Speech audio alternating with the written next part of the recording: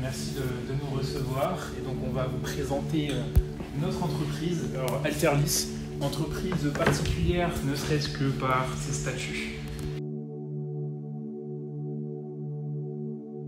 Parce qu'effectivement, nous, avec Alterlis, ce qu'on va vouloir faire, c'est développer l'activité de nos membres. Alors moi, je vais employer le terme membre, mais ça peut être aussi le terme associé, c'est vous qui voyez. Mais on préfère dire membre parce que vous gardez, si vous voulez, cette autonomie au sein d'Alterlis. C'est-à-dire que si, je sais pas, votre activité, c'est de vendre des pommes de terre, et ben nous, Alterlis, si vous rentrez dans Alterlis, on ne va pas vous dire comment vendre vos pommes de terre, quel tarif mettre, ça c'est vous qui gérez de votre côté. Uniquement, ce qui nous concerne, c'est ce que vous décidez de mettre en commun avec Alterlis. Ça peut être des projets, développer des projets en commun. Par exemple, si jamais il y a une autre personne qui vend des pommes de terre, vous pouvez très bien faire un partenariat et c'est permis par la structure Alterlis avec justement la possibilité de mettre en place une cotisation. Donc ça, c'est le propre aussi, la différence avec les autres statuts qui sont beaucoup plus stricts. Moi, je peux vous faire une cotisation et tous les deux, cette cotisation-là va servir à financer ce projet que vous avez en commun. Alors, nous, on est parti de ce constat parce que nous, ça fait 3 ans qu'existe Alterlis. Nous, on avait nos activités séparées. Moi, je suis photographe à mon compte.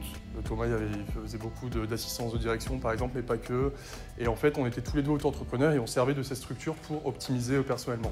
On a essayé, dans les années qui ont suivi, de commercialiser pour aider les personnes à concevoir leur GIE. Mais bon, souvent, c'était beaucoup de paperasse. Il fallait être deux. Il y en a beaucoup d'auto-entrepreneurs qui nous disaient moi, je suis seul, j'ai personne avec qui m'associer.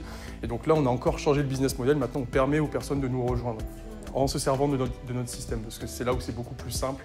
Et beaucoup plus de personnes peuvent être concernées et se dire ouais, pour moi c'est pas prise de tête, c'est carré, c'est simple. Bon alors nous, le constat qu'on avait fait au moment où on avait vraiment décidé de faire ce GIE, c'était Thomas qui avait eu l'idée vu que moi je l'ai rejoint, c'est que voilà, on paye beaucoup de choses en France, donc il y a les URSSAF, il y a les impôts, les cotisations sociales, et nombreux des indépendants à payer beaucoup et sans savoir qu'on pourrait payer moins. Et surtout qu'en plus, on le voit en ce moment avec ce qui se discute au Parlement, que ce soit ou à l'Assemblée nationale, etc. On voit que l'avenir n'est pas hyper reluisant. On a noté des hausses, par exemple, en 2023, l'URSSAF, c'était que 23,1%, enfin, en tout cas pour les entrepreneurs qui font de la prestation de service, je ne parle pas de ceux qui font de la vente de marchandises. Aujourd'hui, on est à 24,6% et en 2026, c'est prévu de monter à 26,1%. Donc en fait, on est dans une hausse constante. L'État a besoin d'aller chercher de l'argent par-ci par-là. Et donc c'est le contexte idéal pour passer à l'action et se dire stop, forcément, on va toujours donner un petit peu à l'État, mais on peut faire en sorte d'en donner le moins possible et d'optimiser, parce que toutes les grandes entreprises, eux, ils optimisent, ils ne demandent rien à personne, ils optimisent de leur côté. Et nous, en fait, on veut donner cette possibilité aux petits entrepreneurs, parce qu'aujourd'hui, c'est eux qui payent, c'est eux qui ont la plus grosse charge fiscale au final. Donc c'est pour ça qu'on dit que l'optimisation fiscale n'est pas réservée aux grandes entreprises. Et voilà, même les micro-entrepreneurs peuvent agir, et donc on va vous montrer un peu plus comment on s'y prend. Ce qu'on propose, au final, c'est pas bien sorcier, comme vous a dit Thomas. Le but avec Alterlis, c'est de vous fournir les avantages d'une structure telle qu'une SAS, mais pour des auto-entreprises. C'est-à-dire que vous allez garder votre indépendance en tant qu'entrepreneur. Et nous, on va vous mettre à disposition simplement la possibilité de charger Alterlis. En fait, ça va prendre la logique suivante, c'est que vous allez faire du chiffre, mais au lieu de faire facturer par votre auto-entreprise, vous allez les faire facturer par Alterlis. Donc Alterlis va se positionner en intermédiaire. Donc déjà, vous allez montrer un peu plus de structure, de solidité, puisque cette fois, ce sera une société et non plus une auto-entreprise qui est rattachée à votre personne qui sera mise en avant, donc ce sera une marque. Donc ne serait-ce que pour mettre en confiance certains clients. Par exemple, vous avez sur certaines factures le capital social qui est montré en gros orange typiquement pour montrer, voilà, ça rassemble beaucoup d'investisseurs, qui met en confiance ses clients. Et donc, ne serait-ce que montrer qu'une entreprise fait l'intermédiaire entre l'auto-entreprise et le client final, peut jouer sur cette image, cette mise en confiance aussi que peut-être qu'il n'est pas seul, qu'il est accompagné, qu'il est plus solide qu'il n'y paraît. Et surtout, donc nous, ce qu'on va montrer, c'est par cet intermédiaire de financement où le client va d'abord payer Alterlis, nous, ensuite on va payer au prestataire. Mais pourquoi faire ça? En fait, on est comme un compte de réserve. En fait, on a un compte de réserve, c'est-à-dire que si l'auto-entrepreneur veut retirer son argent l'année suivante parce qu'il a peur de dépasser un certain plafond par rapport à l'impôt sur le revenu, il va se payer l'année suivante, d'accord. Si jamais il veut se payer tout de suite, il va se payer tout de suite. Enfin, je veux dire, il est associé du GIE, donc il décide, il est pleinement autonome là-dessus quand il veut se faire payer. Et l'avantage là-dessus, c'est pas seulement de payer en prestation, c'est que par exemple, il va avoir des charges, il va aller faire des restaurants, des dîners d'affaires, il va avoir des charges pour d'effraiement de je ne sais quel détail propre à son activité, par exemple l'achat de matière. Et souvent, quand on est auto-entrepreneur, on ne fait pas toujours les comptes et on ne se rend pas compte à quel point ça peut faire beaucoup chaque mois. Ah ouais, et ça réduit votre chiffre d'affaires et ça, il est trop Ça tard réduit les parce que bénéfices. votre chiffre d'affaires n'est déclaré auprès de l'URSSAF. Donc vous perdez énormément d'argent au final. Et ça, c'est le gros défaut de l'auto-entreprise. Et du coup, nous, ce qu'on vous propose, c'est justement donc, de passer les charges dans la Effectivement, donc Thomas parlait du fait de faire passer des montants par Alterlis. Donc en fait, ce qu'il faut savoir, c'est que quand vous devenez membre, vous restez indépendant. Donc en fait, vous n'avez pas l'obligation de passer absolument tous vos clients par notre structure, par le GIE. Donc ça veut dire que si, mettons, vous avez 10 000 € de charges par an à faire passer, vous pouvez faire passer que 15 000 €, un peu plus, et puis passer le reste. Ça d'ailleurs, avec votre auto-entreprise, d'ailleurs, c'est particulièrement intéressant pour ceux qui font du B2C et qui pourraient passer le seuil de TVA. Et que, ça, j'en parlerai un petit peu plus tard, mais en tout cas, vous pouvez arbitrer, choisir certains clients qui vont être facturés par Alterlis et d'autres qui seront facturés par leur auto-entreprise. Ça, c'est vraiment à voir au cas par cas. Et donc nous, voilà, ce qu'on propose, c'est un système qui permet de faire jusqu'à plusieurs milliers d'euros d'économies par an, et le tout en respectant la loi. Donc on est aussi bien encadré juridiquement. On a un professeur juriste d'affaires avec 30 ans d'expérience c'est aussi lui d'ailleurs qui nous avait conseillé ce statut. Oui, et donc pour tout ça, voilà, ce qu'on propose, c'est de faire une optimisation, mais sans pour autant avoir recours à ce que ce soit des holdings avec des montages fiscaux un peu douteux à l'étranger ou je ne sais quoi. Ici, c'est simple, légal, économique et concret. Donc, on a déjà un petit peu abordé cette partie-là, mais vous savez pourquoi vous payez trop. C'est parce que en auto-entreprise, vous ne pouvez tout simplement pas optimiser. Donc, on n'avait pas les conseils adaptés. En général, le chemin logique de création ou d'une aventure entrepreneuriale, c'est d'abord commencer par l'auto-entreprise. Si jamais ça gagne en volume, de passer sur une structure un peu plus sérieuse, EURL, SASU, et si vous avez des associés, eh bien c'est une SAS. Mais bon, quand on commence, c'est l'auto-entreprise, et c'est justement précisément ce moment-là où on est plus fragile, parce qu'on n'a pas encore beaucoup d'argent, l'activité ne génère pas encore de cash.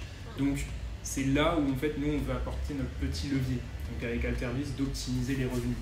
Et donc pourquoi vous payez trop, entre autres les statuts juridiques, pour vous dire, j'avais fait les comptes, donc j'étais parti sur une SAS, et donc si jamais j'avais créé Alterlis en SAS, eh bien j'aurais perdu 15 000 € sur mes revenus à moi. Donc j'ai économisé 15 000 € ma première année grâce au GIE, donc c'est non négligeable quand même. 15 000 € de chiffre d'affaires pour la boîte, pas individuel. Et donc ça, sur une simple petite décision qui est être bien accompagné. C'est pour ça que nous, on a un juriste qui permet aussi de cadrer les activités, notamment l'activité des membres. C'est aussi la valeur ajoutée en somme du réseau. Et donc les leviers fiscaux, bien sûr. Les 3 piliers, donc on vous en a parlé un petit peu, mais là on va rentrer un peu plus dans le détail. Donc les charges déductibles, ce qui va permettre de réduire votre résultat imposable, d'accord, mais en somme qui est votre chiffre. La TVA et la fiscalité que vous pourrez récupérer qu'Alterlis parce que nous, eh bien, on est assujetti à la TVA. Et ensuite la partie mutualisation qui, je vous avais fait un petit exemple au début avec les vendeurs de pommes de terre, si jamais vous voulez mutualiser du matériel que vous avez déjà ou mettre en commun des moyens, eh bien, c'est permis avec le GIE, puisque c'est le but du GIE.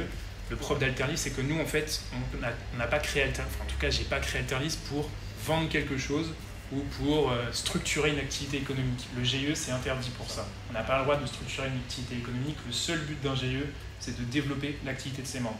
Donc c'est ça aussi la petite particularité pour nous. Donc ça permet de développer l'activité de nos membres. Ok, bon là... Un peu plus exhaustif. Un peu moins sexy à la lecture. Mais donc, sachez que le fonctionnement classique, c'est que c'est encadré déjà par la loi pour ce qui est des charges déductibles. Les charges déductibles qu'on vous a listées ici, on pourrait les regarder en véhicule, local professionnel ou domiciliation. Par exemple, si jamais vous travaillez chez vous, vous avez probablement un bureau dans votre appart ou dans votre maison, vous pouvez passer une partie donc, du loyer si vous êtes locataire, justement en charge déductible. Ça, bien sûr, ça nécessite d'avoir un certain revenu, parce que bien sûr, si vous ne rentrez pas de chiffre d'affaires dans Alterlis, on ne peut pas bien sûr vous mettre en remboursement, sinon on dépense notre argent. Je me permets. Donc voilà, donc vous avez quand même alors ces choses-là sont encadrées par la loi, vous ne pouvez pas transgresser, c'est-à-dire que si vous voulez me faire passer quelque chose qui n'est pas dans cette liste, ça ne sera pas possible, je vous dirais non. Mais par défaut, voilà, le fonctionnement, c'est que si jamais vous avez une note de frais pour un restaurant, eh bien, en dehors du dimanche, ça peut passer justement en charge déductible. Il y a quand même une grande diversité de pôles de charges qui rentrent en compte au final. J'ai même du mal à en trouver qui ne rentrent pas. Là, vous avez le petit exemple. Donc, sans le GIE, vous êtes en auto-entreprise ou alors en tout cas importe votre statut au final, mais en tout cas, vous ne pourrez pas optimiser si jamais le statut ne le permet pas. Donc voilà, aucune charge déduite sur un montant de 30 000 €. On a pris 30 000 € de CA. Vous allez donc avoir un URSSAF à 23, c'est ça Aujourd'hui, c'est 24,6. Sur ce chiffre d'affaires-là, vous allez ensuite déclarer, si vous passez une certaine tranche, l'impôt sur le revenu, bien entendu. Donc là, vous payez en fait un plein pot, tout simplement. Donc vous allez lâcher probablement environ, là du coup, ça va être 30% avec l'impôt sur le revenu, donc 34% de vos revenus vont partir. Avec le GIE, si admettons que vous passez 8 000 € de charge, donc admettons là-dedans il y a 8 000 € que vous arrivez à passer dans Alterlis sur un chiffre d'affaires de 30 000 €, eh bien vous allez donc atterrir à 22 000 € sur le compte d'associé Alterlis, et ces 22 000 € là, vous allez ensuite les déclarer à l'URSSAF. Donc là, vous faites le choix de vous prendre de la prestation parce que l'activité tourne quand même, donc vous pouvez vous permettre, ici vous êtes libre, comme je vous ai dit, vous êtes autonome là-dessus. Nous on applique vos directives. Et donc là-dessus, vous allez payer donc moins, et le différentiel est donc de 2 150 €. Ça, et les 8 000, comment on les récupère parce qu'on pourrait, nous, on peut aussi faire des achats avec la carte d'Alterlis, mais vous comprenez bien qu'on ne va pas prêter la carte Alterlis à tous les membres, on n'aura pas fini. Là, aujourd'hui, on est 8, en plus, si demain, déjà, c'est compliqué avec 8, donc avec 1000 adhérents, putain, on ne va pas diviser la carte en 1000. Vous pouvez acheter avec vos propres cartes, etc. Mais nous, après, on le fait passer comme en remboursement de frais, comme parfois, certains sont salariés d'une boîte, ils doivent avancer des frais, ils se le font rembourser, donc c'est à part du salaire, c'est pas déclarable du coup. Donc nous on fait une note de frais et c'est là que vous récupérez les 8 000. Donc vous aurez les 22 qui sont, pour cet exemple-là, qui seront déclarés à l'URSSAF, et les 8 000 qui seront simplement comme note de frais, remboursement de frais de la part d'Alterlis. Là donc concrètement comment ça s'articule entre vous et nous. Donc je vous l'ai déjà un petit peu expliqué, donc je vais y aller rapidement. Donc Alterlis reçoit le montant de la prestation, donc on facture à votre client. Ensuite, vous pouvez vous verser à tout moment cette somme-là en prestation. Si jamais c'est un remboursement, même cas, vous nous envoyez une note de remboursement. C'est pas vraiment une facture, on appelle ça une note de remboursement, donc avec le détail, bien sûr, avec la TVA, etc.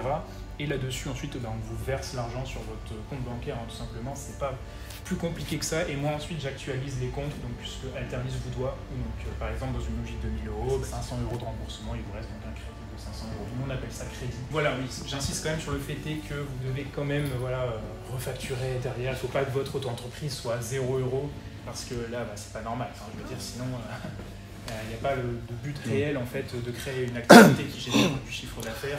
Si c'est juste de passer vos remboursements, ça n'aurait pas de sens. C'est aussi un truc intéressant à dire, étant donné que ça fait baisser donc, le chiffre d'affaires qui est déclaré à l'URSSAF, c'est pas rare qu'il y ait des auto-entrepreneurs qui sont à 30 000 ou à 3 000 € par mois de chiffre d'affaires, mais qui avec leurs charges ont moins que ça. Mais finalement, comme ils déclarent 3 000 € par mois, l'État les considère comme des personnes qui ont des vivres, alors qu'en réalité, il leur reste beaucoup moins pour vivre. Et dans certains cas, il y a des auto-entrepreneurs, le fait de pouvoir passer par nous, non seulement donc, ça leur fait économiser des charges URSSAF, mais en plus de ça, ça leur donne droit à avoir accès à plus d'APL ou à avoir droit à des aides sociales qu'ils n'ont pas le droit aujourd'hui parce qu'ils gagnent trop, alors que c'est pas ce qu'on considère pour dire qu'ils gagnent trop, c'est pas ce qu'ils gagnent réellement.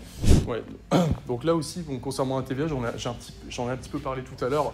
Vous savez, il y en a qui sont en B2B, donc qui travaillent exclusivement avec des entreprises, certains avec B2C avec des consommateurs, certains c'est une activité mixte. C'est vrai que les particuliers, le jour où vous commencez à facturer la TVA, soit il faut prendre sur vous les 20% que vous perdez, ou soit essayer de facturer 20% plus cher, mais du jour au lendemain, c'est un peu difficile à faire passer la pilule parfois. Et en plus, quand on passe à la TVA à 20%, c'est pas comme l'impôt sur le revenu, c'est pas la partie excédentaire de la tranche qui est impliquée, c'est au premier euro gagné, après il y a une latence pour passer sous TVA, etc. Mais une fois qu'on a franchi la TVA, le premier euro gagné qui fait dépasser le seuil, c'est pas l'euro en plus qui est taxé à 20%, c'est tout. Donc nous, c'est là aussi qu'on permet d'arbitrer, de décider ce qui passe par Alterlis et ce qui passe pas par Alterlis, ce qui fait que ça permet de rester sous les seuils et d'avoir seulement une partie de son chiffre d'affaires qui est assujettie à la TVA. Et donc donc étant donné que nous on est assujettis à la TVA, on peut la récupérer sur les factures, et donc c'est pas rare qu'il y en ait qui facturent pas la TVA avec leur auto-entreprise mais qui peuvent la récupérer sur leurs achats. C'est quand même un avantage de taille. Et donc leur rendre sur les remboursements. Par exemple, je sais pas si à un moment donné vous voulez nous faire une note de remboursement de 1 000 € hors taxe,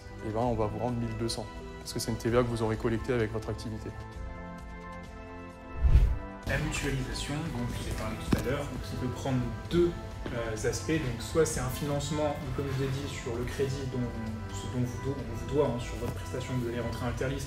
On prend un pourcentage sur votre accord, bien sûr, un accord des membres qui sont intéressés, et hop, cette cagnotte-là va servir à financer un projet qui vous intéresse. Ou alors on met un système de cotisation qui est somme toute très simple. Moi, admettons, il vous faut 200 €, vous êtes deux, je vous fais chacun une cotisation de 100 €. L'argent reçu, bien, on investit dans le projet.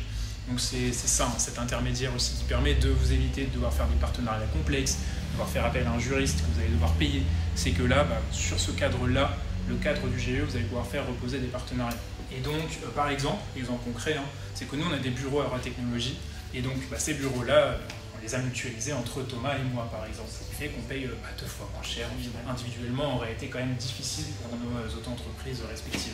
Alors, à terme, le bureau, je pense qu'on passera à l'entièreté sur le budget d'Alterlis, puisque Alterlis a aussi son budget à part, donc sur lequel est financé par ces cotisations qui sont payées par les membres à Alterlis, pour permettre à Alterlis de tourner, parce qu'il y a des charges qu'on appelle incomprises. C'est pas énorme, mais c'est un petit budget annuel classique, d'où le fait est qu'il y aura une cotisation. Donc à qui on s'adresse, donc on va un petit peu faire une redite de tout ce qu'on a dit, mais en fait, voilà, on s'adresse surtout à des personnes donc, qui se sont lancées seules et qui ont une activité soit qui est en démarrage et qui vous avez déjà prévu d'engager des frais, ou alors vous avez une activité qui fonctionne déjà, qui fait déjà du chiffre, et également des dépenses, et donc des micro-entreprises.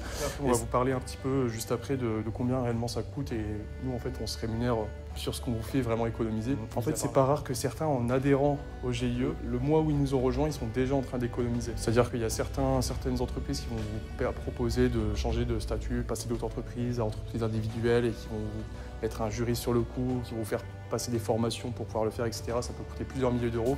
Plus dernièrement, j'ai vu, il y avait une entreprise qui fait ça, qui faisait payer 4 700 € pour une formation qui, à la fin, je le reconnais, va être rentable sur les années, mais bon, ça demande quand même de mettre un billet sur la table à un moment donné.